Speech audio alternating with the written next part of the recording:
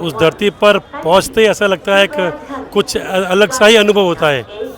वहाँ पर जब पहुँचे तो लगा था कि भीड़ इतनी नहीं होगी, लेकिन धीरे धीरे जब 13 तारीख पहुँचे हम, तब वहाँ पर भीड़ थी 1,44,00,000 लोग थे। नमस्कार, आप देख रहे हैं द खटक और मेरा नाम है आदित्य। इस वक्त मैं खड़ा हूँ जोधपुर के रेलवे स्टेशन। यहाँ पर अभी वक्त हो चला है 6:30 बजे का और प्रयागराज से जो ट्रेन आती है वो जोधपुर पहुँच चुकी है।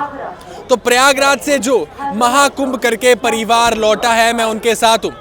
मैं जानूंगा कि वो महाकुंभ अनुभव कैसा रहा, उनको जो सौभाग्य मिला। महाकुंभ इसलिए क्योंकि लगभग 144 साल बाद ये महाकुंभ आता है, यानी अब जो महाकुंभ होगा वो 2169 में आएगा।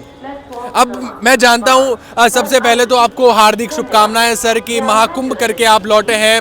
ये अपने लिए, हमारी जो पहले जनरेशन थी, बाद की जो जनरेशन होंगी, उनके लिए पहला और आखिरी महाकुंभ हो सकता है। कैसा अनुभव रहा सर आपका? सर, सबसे पहले एक आदित्य जी, आपको मेरा नमस्कार। अनुभव के बारे में बात कर रहे हैं तो उस धरती पर पहुंचते ही ऐसा लगता है कि कुछ अलग सा ही अनुभव होता है। वहाँ पर जब पहुँचे तो लगा था कि भीड़ इतनी नहीं होगी, लेकिन धीरे धीरे जब 13 तारीख पहुँचे हम, तब वहाँ पर भीड़ थी 1,44,00,000 लोग थे। लेकिन 14 को जब महाकुंभ शाही स्नान थी, तब लगभग 4,90,00,000 लोग वहाँ पर आ चुके थे और इतना रस था, इतना अनुभव, आपका अनुभव शायद वहाँ जानने पर ही आपको पता लगेगा कि वाकई हमारे लिए एक माँ सौभाग्य है, सौभाग्य बनी माँ सौभाग्य है। हमने जाने अनजाने में हम अमृत सकते हैं ना, तो हम अमर हो जाते हैं। और ये तो वो 4 स्थान है जहाँ पर अमृत की 4 बूंदें गिरी थी। उनमें से एक ये जगह है प्रयागराज, जहाँ पर आपने अभी फरमाया कि 144 साल बाद में आया है। तो वाकई ये अनुभव नहीं है, ये हमने जीवन जी लिया वहाँ पर जाके। लोगों का कहना है कि एक स्वर्ग जैसा अनुभव वहाँ पर आपको प्राप्त होता है। सर, स्वर्ग भी हम कहेंगे तो शायद स्वर्ग छोटा होगा, मैं चाहूँगा मैं, क्योंकि स्वर्ग से ऊपर भी एक धाम है, वैकुंठ धाम, वैसा अनुभव हुआ है। वहाँ पर चारों ओर जब साधुओं का जब हुजूम उमड़ा, जब उनको तप करते हुए देखा, वहाँ की व्यवस्था, वहाँ पर सरकार का जो एक पग पग पर उन्होंने जो सफाई व्यवस्था, वो तो था ही था।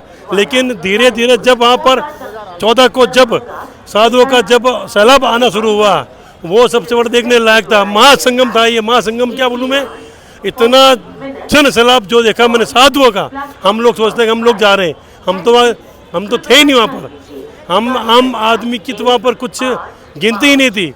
जितनी साधुएं थे, साधु साध्वी संत महामुनि तपस्वी लोग, उनकी जनसंख्या इतनी थी। और इस बार उन्होंने जो वहाँ पर स्नान की, शाही स्नान, उनके साथ में हमको सौभाग्य प्राप्त हुआ स्नान करने का। करोड़ों लोग थे वहाँ पर, तो सरकार की तरफ से क्या सुविधाएं वहाँ पर थी?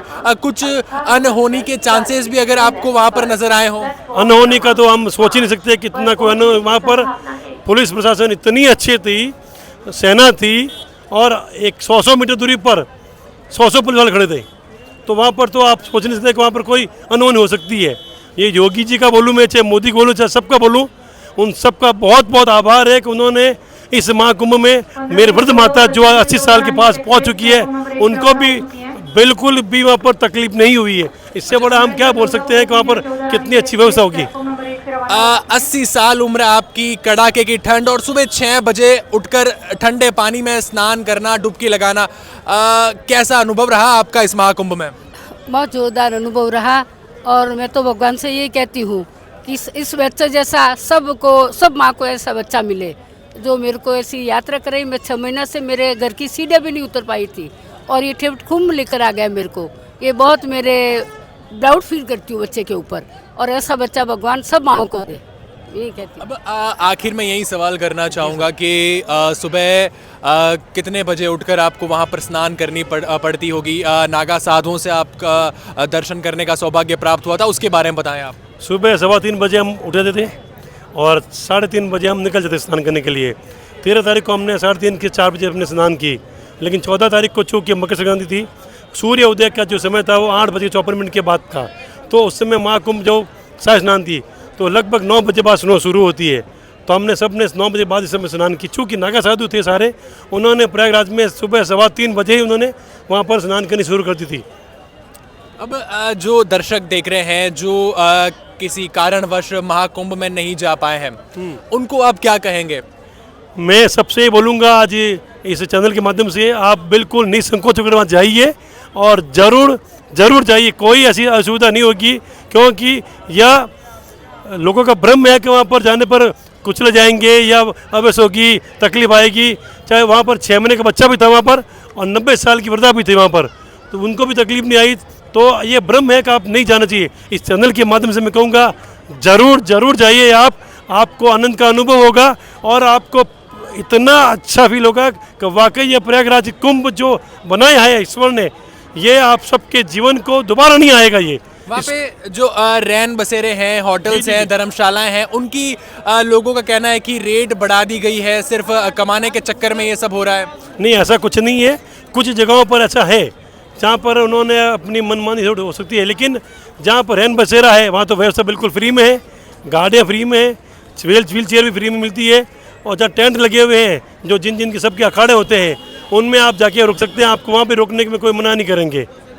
तो ये वो परिवार है जो महाकुंभ का सौभाग्य प्राप्त करके लौटा है, वो महाकुंभ जिसे होने में 144 साल लग जाते हैं, वो महाकुंभ जो हमारी और हमारी आने वाली पीढ़ी के लिए शायद आखिरी महाकुंभ होगा। आप इस बारे में क्या कहेंगे, मुझे ज़रूर बताएं और ऐसी जानकारियों के लिए द खटक के साथ जुड़े रहें।